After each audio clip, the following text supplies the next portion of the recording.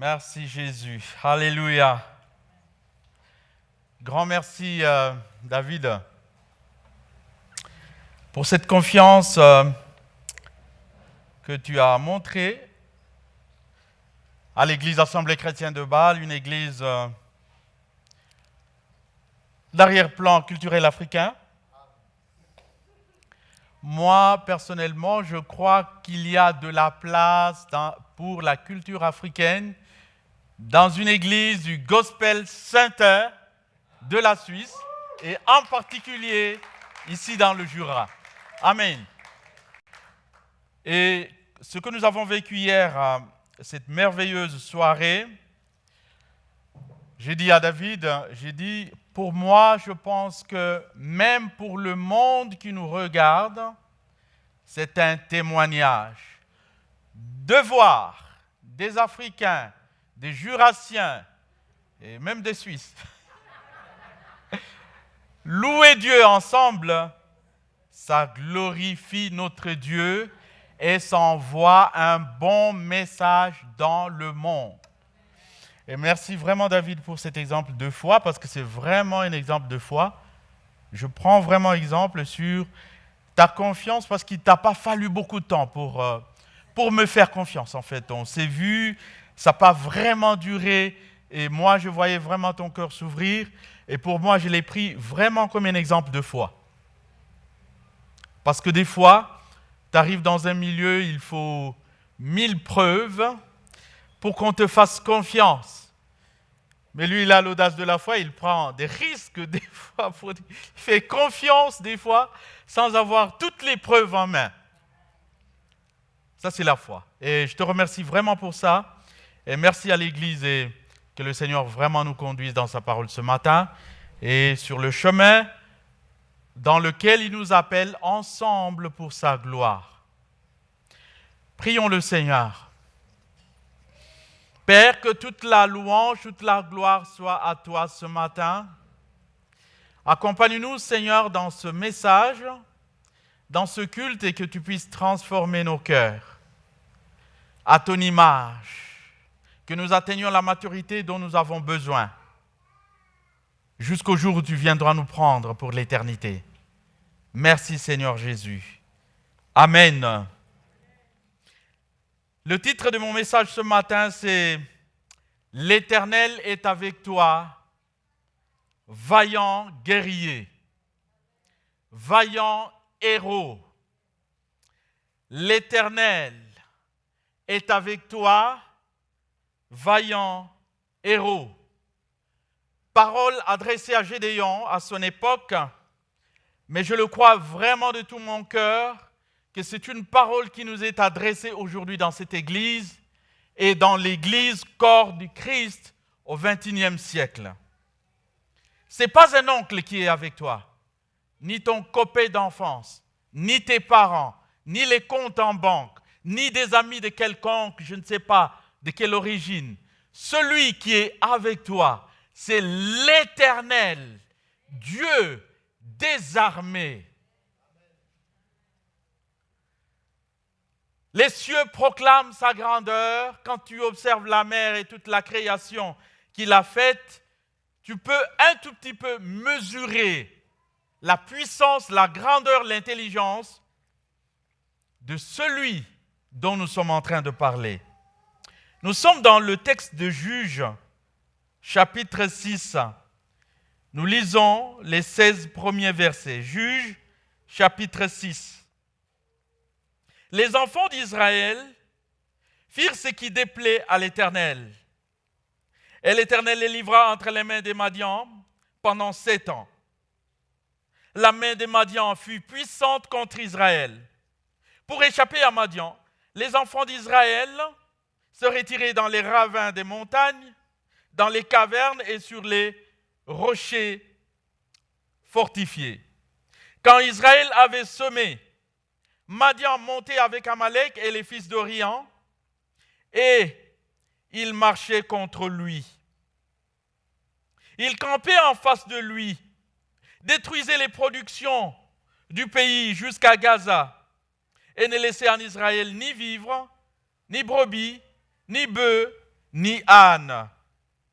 Car ils montaient avec leurs troupeaux, leurs tentes, ils arrivaient comme une multitude de sauterelles.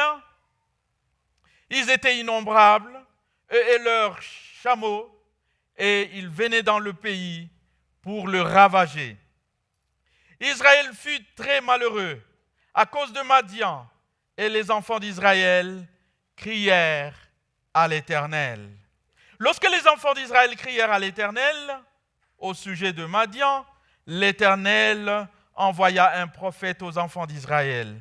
Il leur dit, ainsi parle l'Éternel, le Dieu d'Israël, je vous ai fait monter d'Égypte et je vous ai fait sortir de la maison de servitude. Je vous ai délivré de la main des Égyptiens, de la main de tous ceux qui vous opprimaient. Je les ai chassés devant vous et je vous ai donné leur pays. Je vous ai dit, je suis l'Éternel, votre Dieu, vous ne m'avez pas cru. Vous ne m'avez pas cru.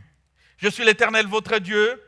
Vous ne craindrez point les dieux des Amoréens dans les pays desquels vous habitez, mais vous n'avez point écouté ma voix. Verset 11.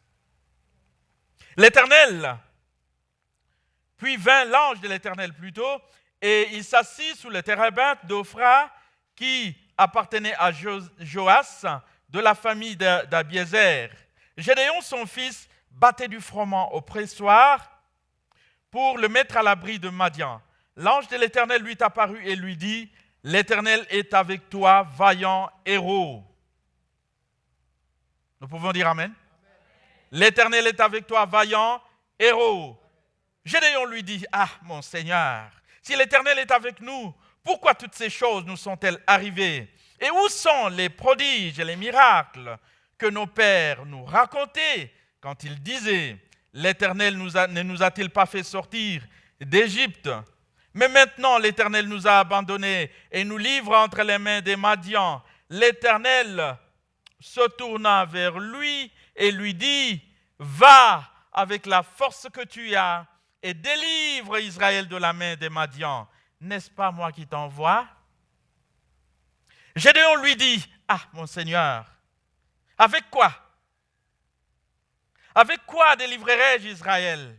Voici, ma famille est la plus petite, la plus pauvre de Manassé plutôt, et je suis le plus petit de la maison de mon père. » L'Éternel lui dit, « Mais je serai avec toi, et tu battras Madian comme un seul homme. » Alléluia. Parole puissante, contexte de péché. Le pays a fait ce qui est mal, pour ne pas utiliser le mot péché, parce qu'apparemment, c'est un mot qui n'est pas très bien compris dans notre contexte moderne, post-moderne. Quand on dit péché, apparemment c'est flou. Bon, alors, on ne dit pas péché maintenant, on dit quelque chose qui déplaît à Dieu. Bon, voilà, c'est peut-être un peu plus clair. Mais en fait, ça veut dire, l'Éternel n'est pas content, son peuple le déçoit en quelque chose. Et alors, le Seigneur, il est dit dans sa parole, il discipline son peuple. Voilà un autre mot, voilà un autre concept, une autre notion qui s'éloigne de plus en plus des contrées comme celle-ci. La discipline. Dieu, tout amour qu'il est, envoie dans ce pays qu'il a choisi un peuple pour faire la guerre, pour piller Israël, pour le mettre à genoux, pour prendre sa nourriture, pour l'envahir de toutes sortes, afin qu'Israël se rappelle qu'Israël dépend de Dieu.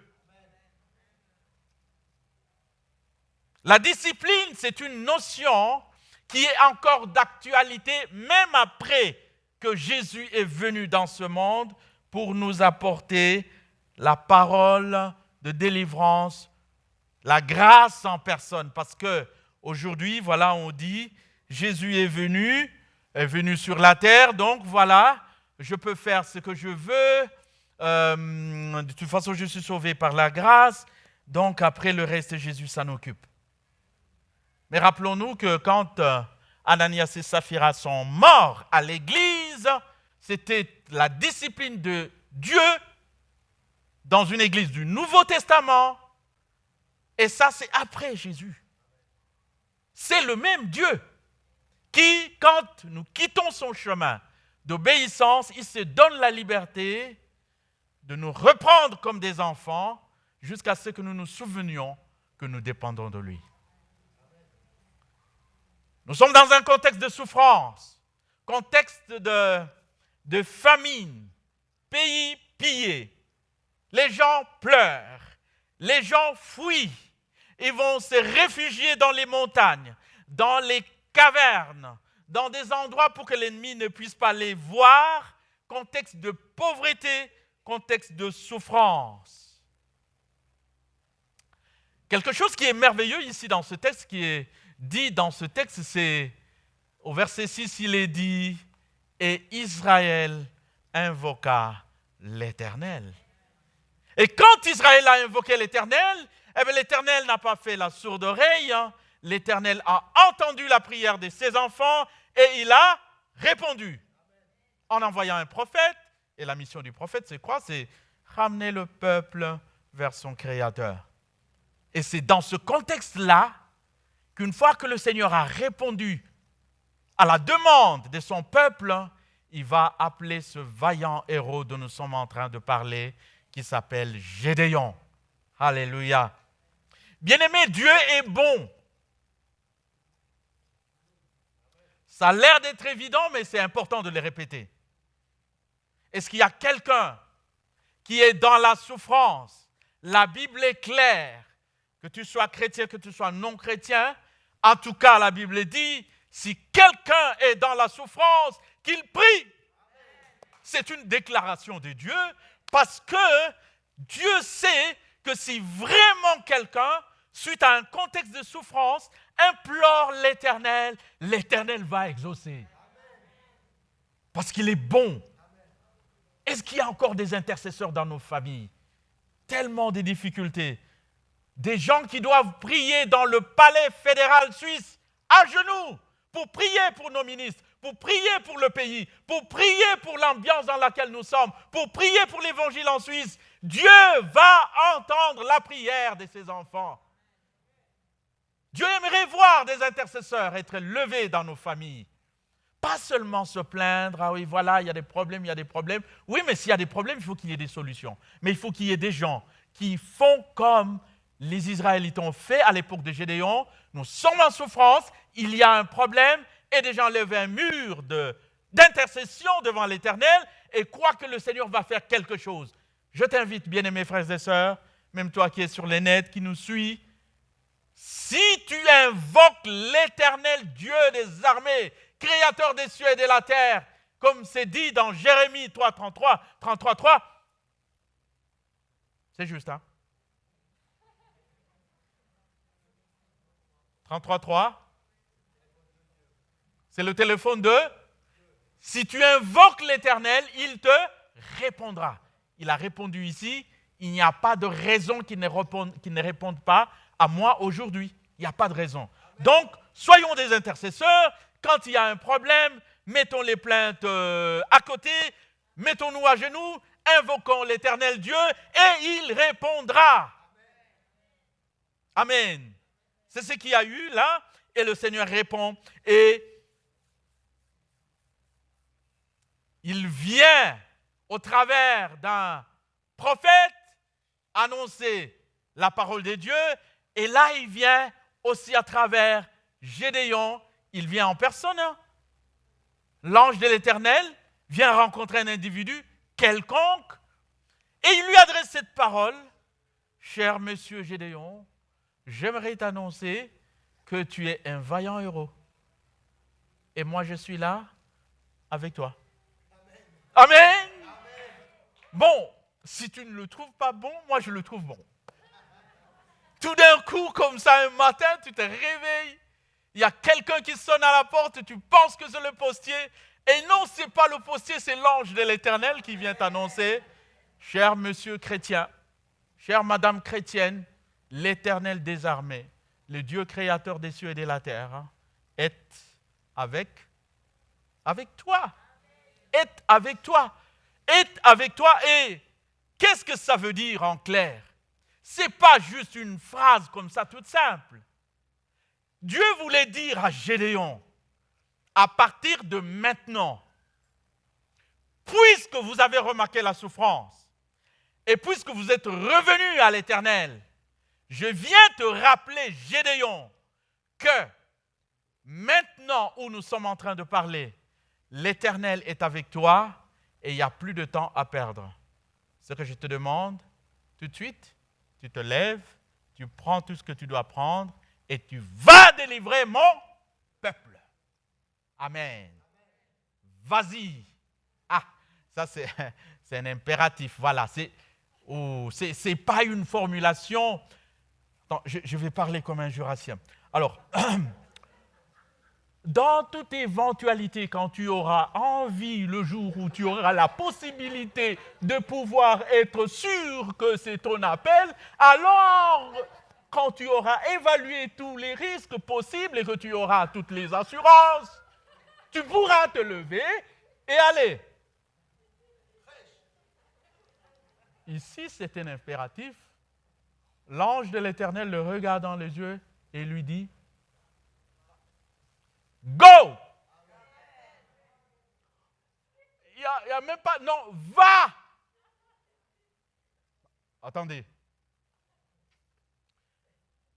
Ça, c'est un problème avec l'Église, c'est un problème avec les enfants de Dieu. Les enfants de Dieu ont un problème. Un apôtre est en prison. Il prie avec foi. Dieu libère l'apôtre. La réponse est là. Elle vient même frapper à la porte. Et tout le monde est surpris. Non, mais c'est pas possible. Ça doit pas être. Mais attendez, soyons sérieux. Vous aviez eu un problème. Vous avez prié.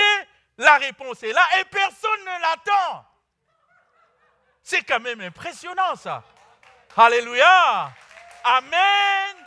Invoque l'Éternel et il te répondra.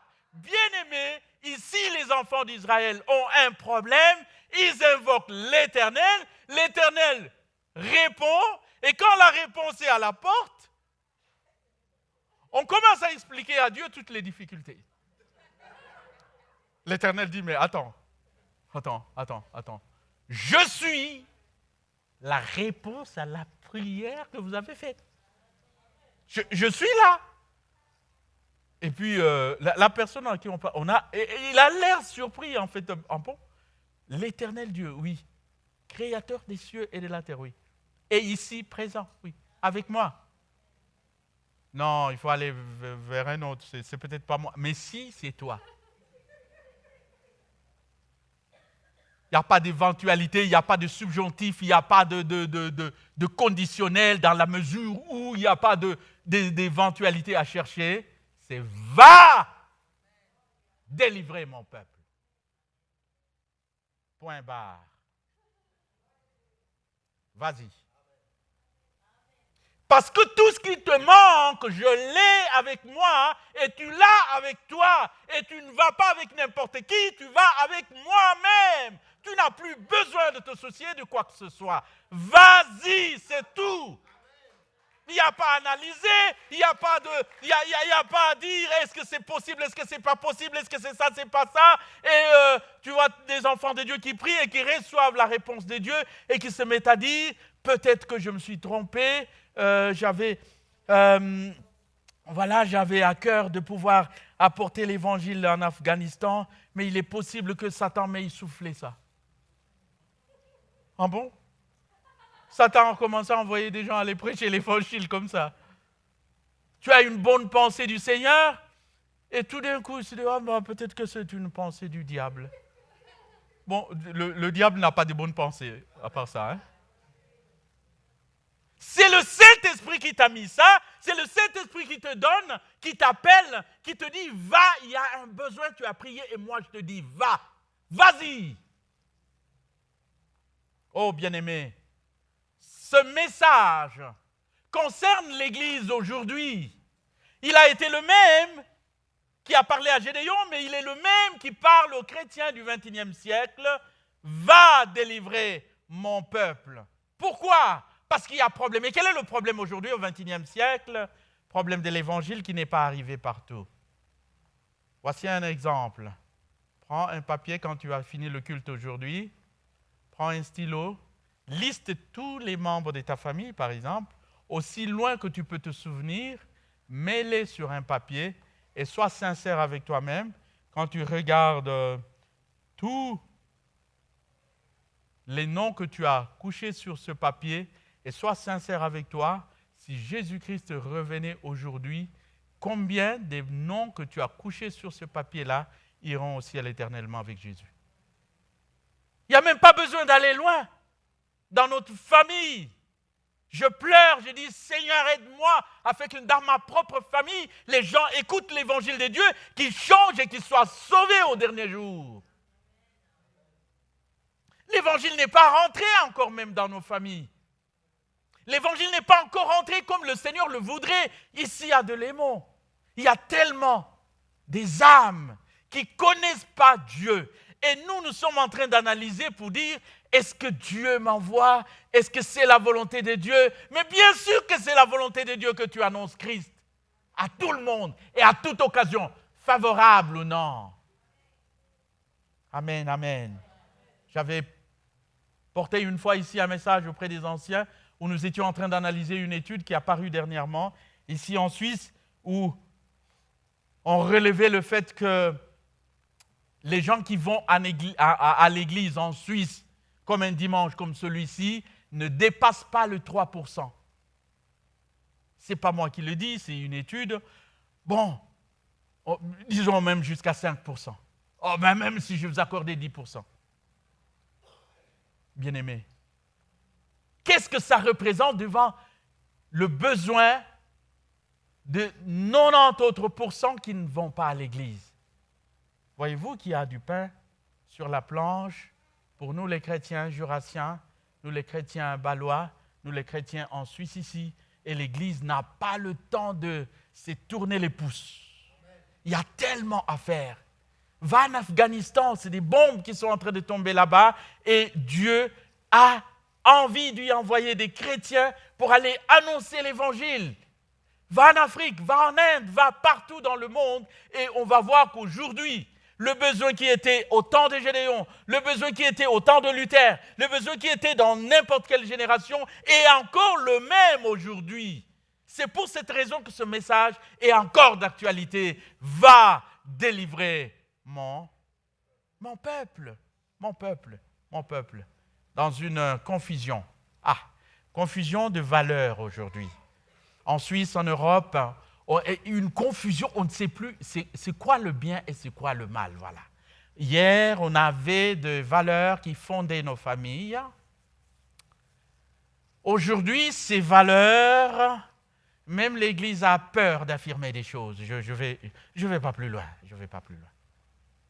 Pourquoi? Parce que une confusion dans laquelle nous sommes et une peur qui paralyse les gens. Et cette confusion entre le bien et le mal, on ne sait pas. Et si tu es devant un micro d'une télé ou d'une radio, tu pèses tes mots parce que il y a des sensibilités. Voilà. Il y a des sensibilités. Mais en fait, quand tu regardes cette sensibilité au péché, en fait, c'est-à-dire des choses qui, hier, ont s'offusqué. Aujourd'hui, c'est normal.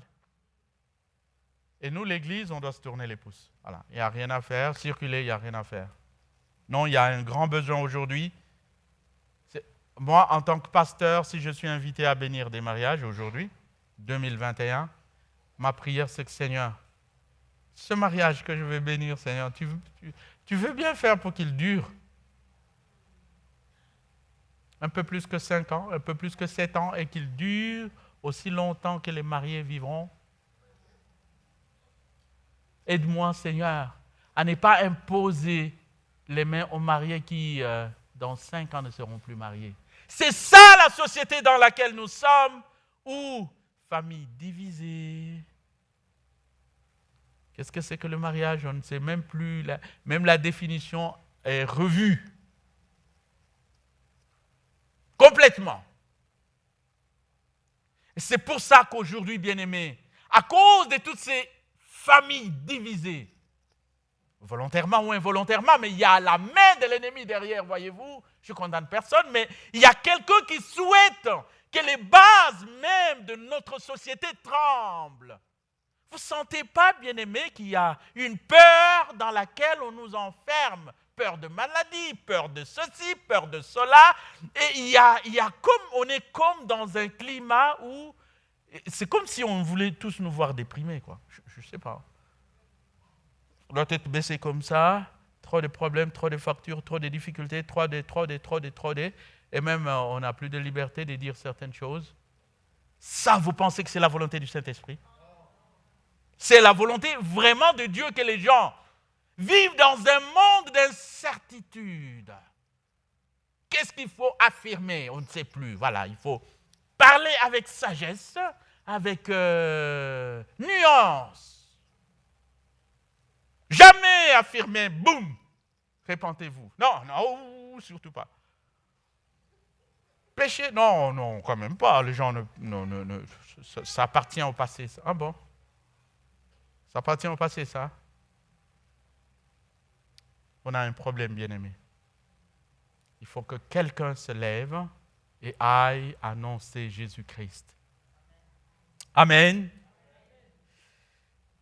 Ah, je n'ai pas parlé du Dieu maman dans le pays des banques.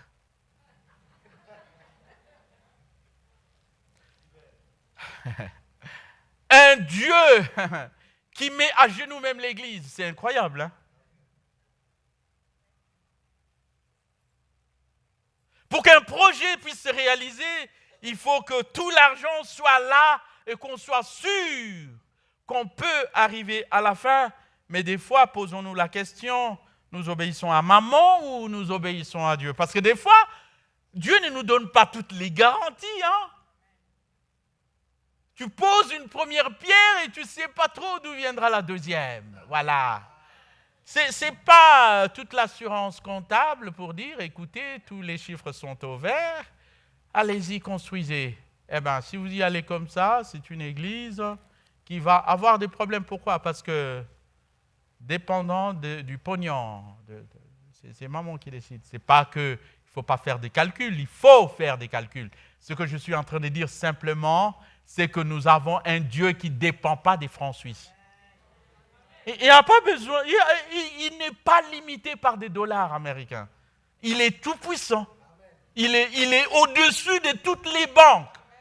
En fait, quand nous pensons que l'argent viendra des Jurassiens, l'argent peut venir d'ailleurs. Complètement sans même que quelqu'un puisse y penser. Ça, c'est Dieu.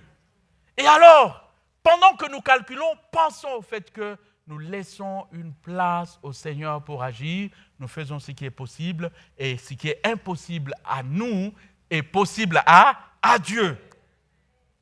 Pourquoi est-ce qu'aujourd'hui, nous pouvons affirmer que l'Éternel est avec toi, qui m'entend, sur Facebook, qui m'entend, ici, là, en présentiel?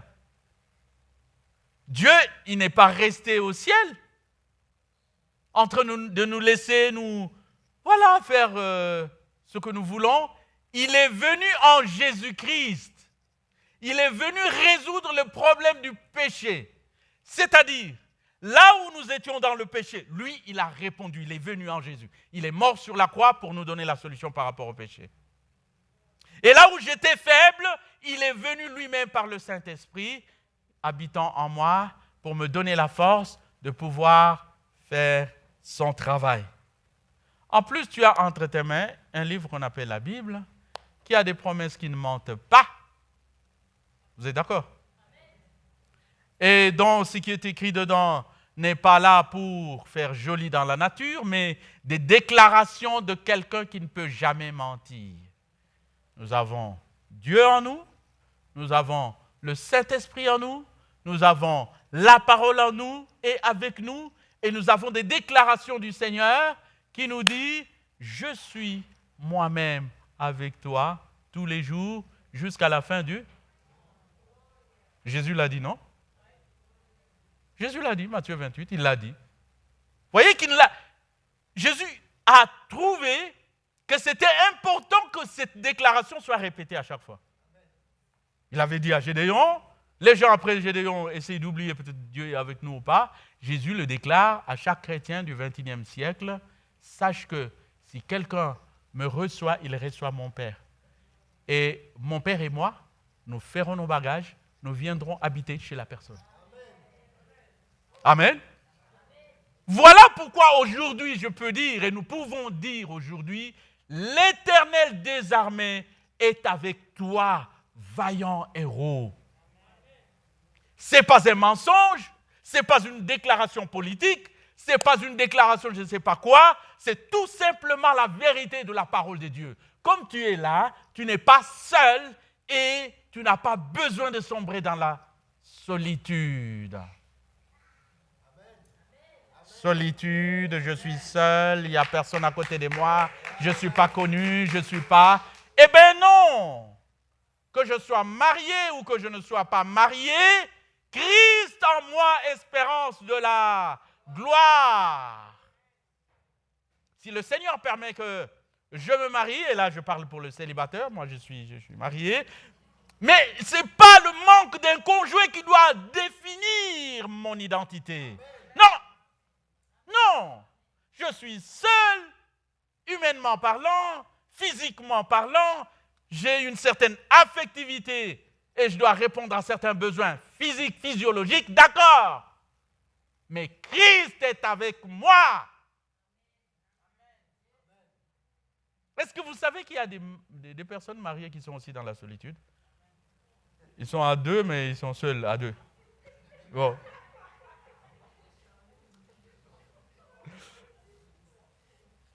Comme quoi, ce n'est pas forcément le conjoint qui va t'apporter le bonheur que tu n'as pas tout seul. Hein.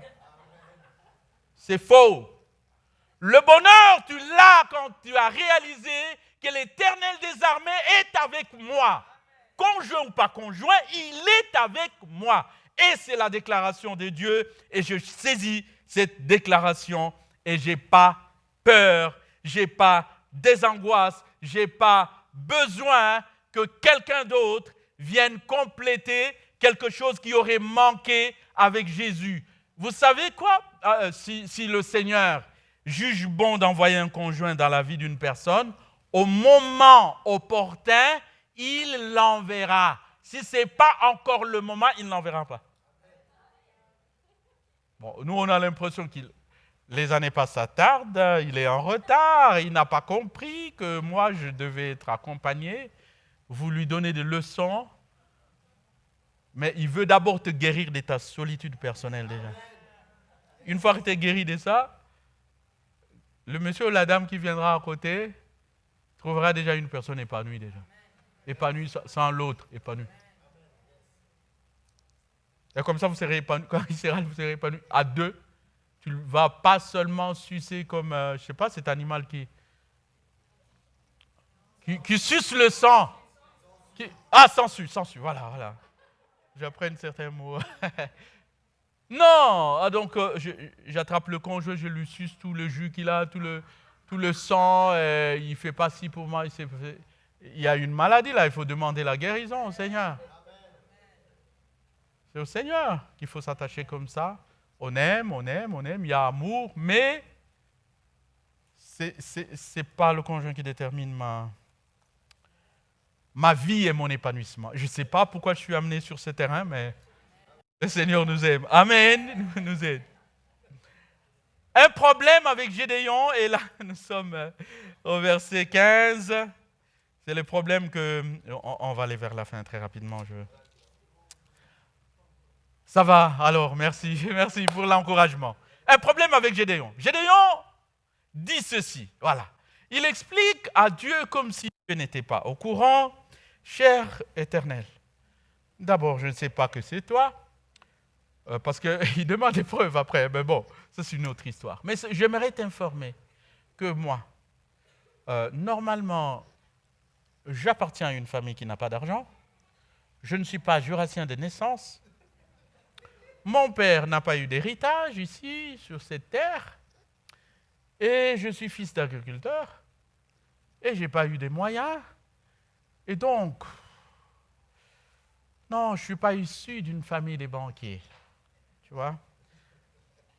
Alors, ton appel là, ta vocation là, probablement c'est la famille et les pauvres. Et même dans cette pauvreté, quand tu comptes tous ceux qui ont étudié dans la famille, ce n'est pas moi. C'était ceux qui étaient nés avant moi. Et moi, je suis le plus. Voilà. Un frein, un gros frein. Et d'ailleurs, il dit, avec quoi sauverai-je Israël? Bien-aimé, j'aimerais pouvoir me recommander en disant, merci aux techniciens, merci aux ordinateurs, merci aux banquiers, merci à tout ce qui nous entoure pour que nous puissions annoncer l'Évangile, mais nous ne devons pas nous reposer sur les ordinateurs.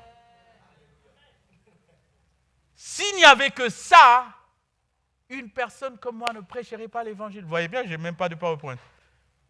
Parce que si vous me demandez à prêcher en étant vraiment noyé dans les ordis, ça va être compliqué.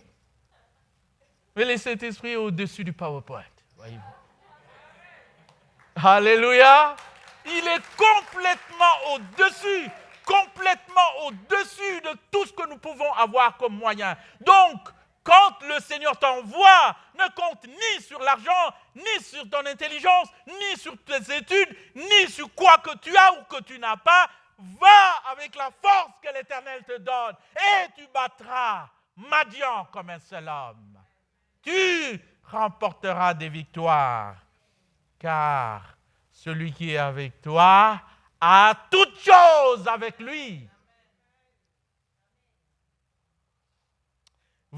Est-ce que vous vous imaginez Dieu qui commande un plat dans un restaurant et il est incapable de payer la facture? Voilà.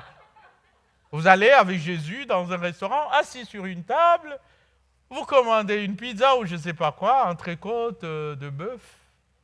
Tranquillement, vous mangez bien, Jésus est là, puis vous finissez de manger, et bien monsieur Jésus n'a rien à payer. Et vous êtes déçu, la prochaine fois je ne viendrai pas avec toi Jésus. Ah, ce n'est pas ce Jésus-là que nous sommes en train de prêcher. Le Jésus que nous sommes en train de prêcher, s'il t'envoie en mission, il a tout ce dont tu as besoin pour que la mission soit accomplie. Il paye sa facture. À moins que tu t'envoies tout seul. À moins que tu ne sois pas dans un projet de Dieu. À moins que tu fasses quelque chose qui n'a rien à voir avec sa volonté. Si vraiment Dieu t'a envoyé, t'a donné une vision, t'a montré une orientation, va avec la force que tu as. Parce qu'il t'accompagnera. Il va mobiliser les ordinateurs, tu ne sauras pas d'où ils viendront. Il va mobiliser les banquiers, tu ne sauras pas d'où ils sortiront. Il est capable d'appeler d'Orient, d'Occident, des choses auxquelles tu n'as même pas pensé. Te faire rencontrer avec des personnes auxquelles tu n'as jamais pensé. Ça, c'est le Dieu Tout-Puissant qui a créé les cieux et la terre. Il paye la facture quand il commande quelque chose. Il est digne de confiance. Mais alors, une fâcheuse tendance de nous les humains, c'est d'expliquer à Dieu nos freins. Alors, pour Gédéon, c'était « je n'ai rien, avec quoi je vais aller ». Pour Moïse, c'était Exode 3, 11, dit, Dieu lui dit, va, j'ai un problème, c'est toi qui dois aller. Ah, Moïse explique à Dieu, je ne sais pas parler, la langue fourchue. Probablement, ce n'est pas moi l'orateur que tu as. D'ailleurs, ils ne me croiront pas. C'est lui qui décide comme ça, quoi. Donc, si tu m'envoies ces Africains, ils ne me croiront pas. Voilà, j'ai décidé comme ça. Alors Jérémie, c'est vraiment, nous y passons tous. Jérémie est appelé. Et là, on est dans Jérémie, on ne va pas lire, mais parce que le temps passe. Jérémie 1, 4 à 10. Tu seras mon prophète. Jérémie explique aussi à Dieu, cher Dieu, je suis un enfant et mon langage a un problème. J'ai un vocabulaire enfantin et j'aurais peur quand tu... Dieu même lui dit, si tu as peur, moi je te ferai peur encore. quitte ce terrain-là d'explication, bien-aimés frères et sœurs. Et Ésaïe, son problème, c'était le péché. Ésaïe 6, il voit la gloire de Dieu. Après, il dit, oh, je suis mort, j'ai un péché, je ne pourrai pas. J'ai vu la gloire de Dieu. Ésaïe 6. Et Dieu lui dit, moi-même, je me charge de ton péché. Cher chrétien, Jésus s'est chargé de ton péché. Il l'a enlevé. Bon, pourquoi tu veux le remettre dans ta vie?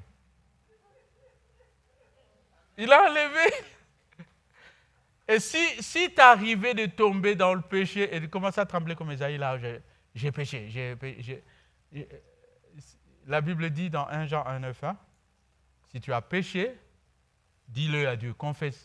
Si tu as besoin d'un pasteur, tu appelles pasteur, je suis dans quelque chose qui ne glorifie pas Dieu, tu confesses. Et la promesse, c'est que Dieu fait quoi?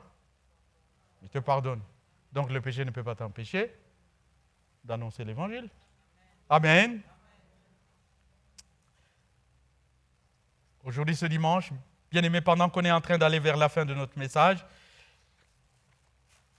aucune excuse de ta part, de ma part, ne tiendra. Dans un monde comme celui-ci, où le Seigneur nous envoie pour annoncer l'évangile, nous envoie pour réveiller l'Église, nous envoie pour édifier son Église, aucune de nos excuses, qu'il s'agisse de manque d'argent, manque d'intelligence, manque de ceci, aucune ne tiendra devant le Seigneur.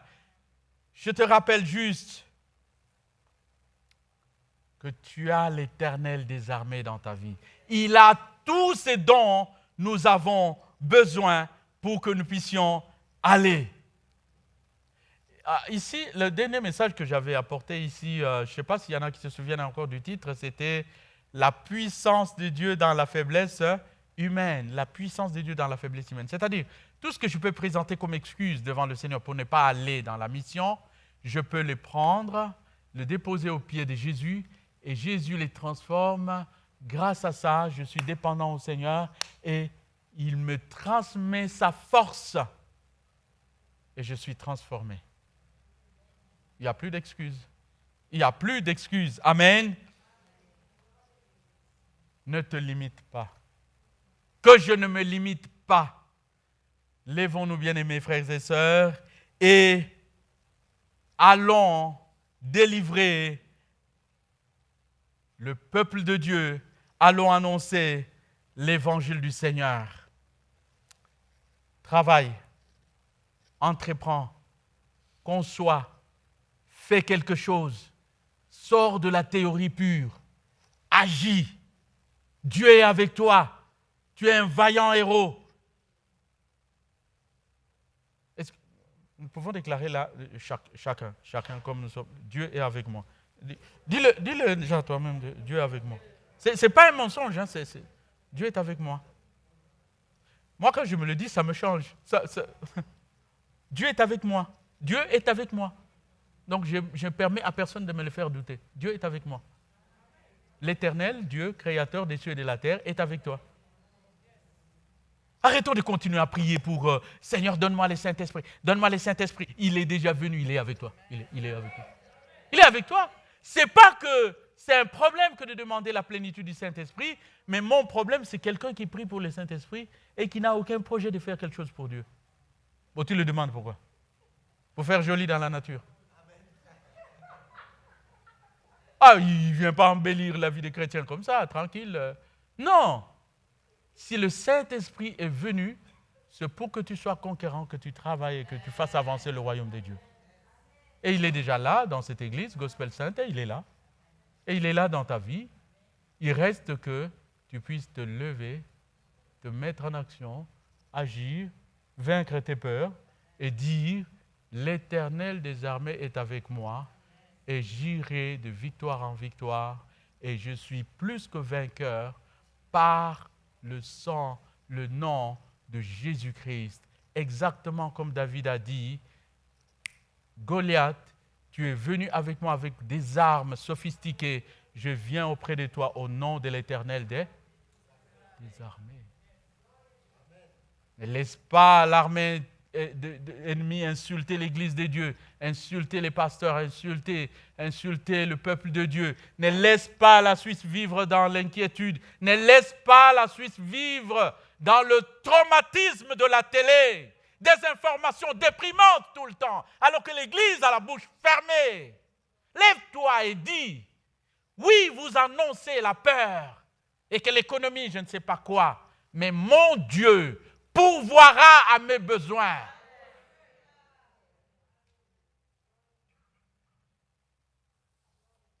Que le Seigneur vous bénisse.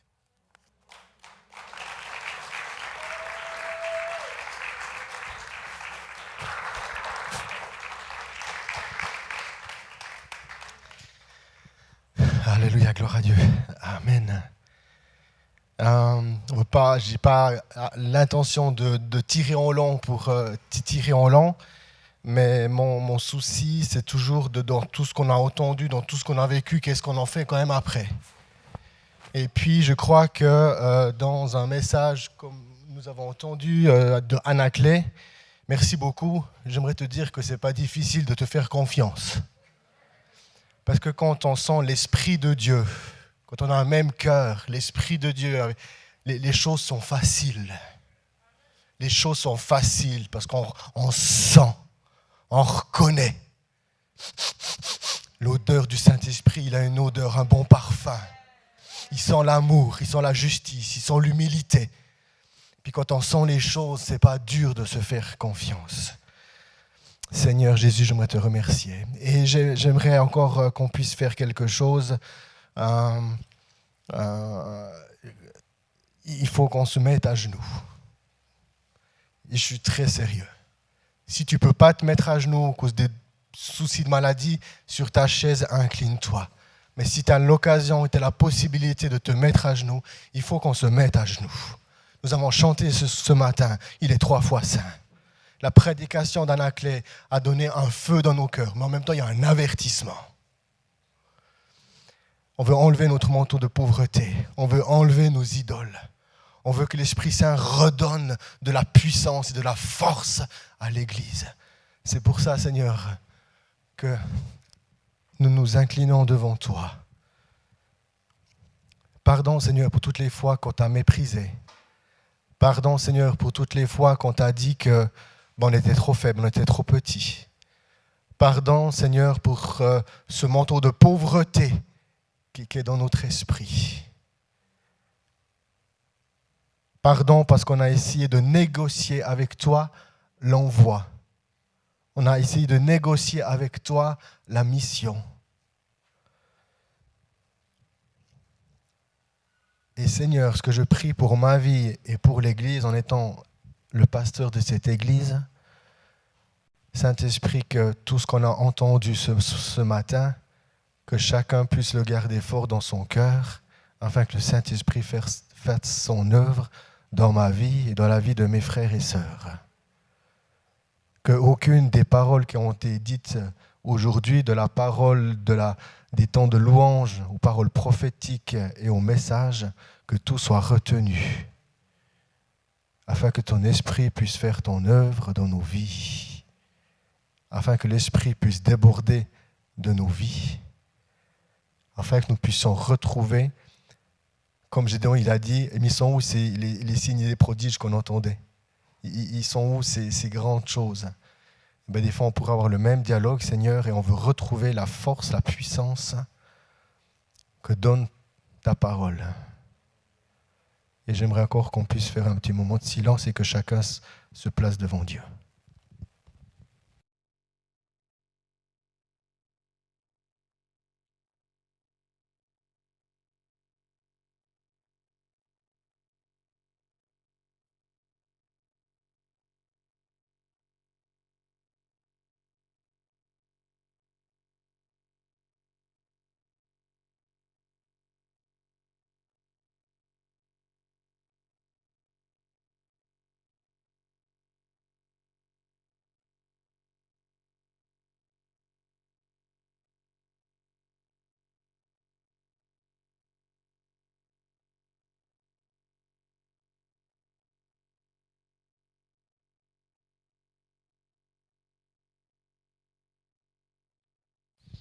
Et ensemble, on peut dire Amen. Amen.